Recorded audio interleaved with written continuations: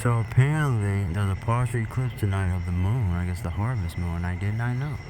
I was down there watching A Quiet Place day one for the first time. I looked outside, and then I said, "Hey, the moon looks closer tonight, and I can almost see the craters."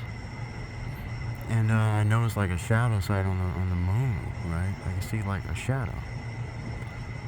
So I'll try to take some pictures. Here's on my phone here. Let me try to zoom in as best as I can.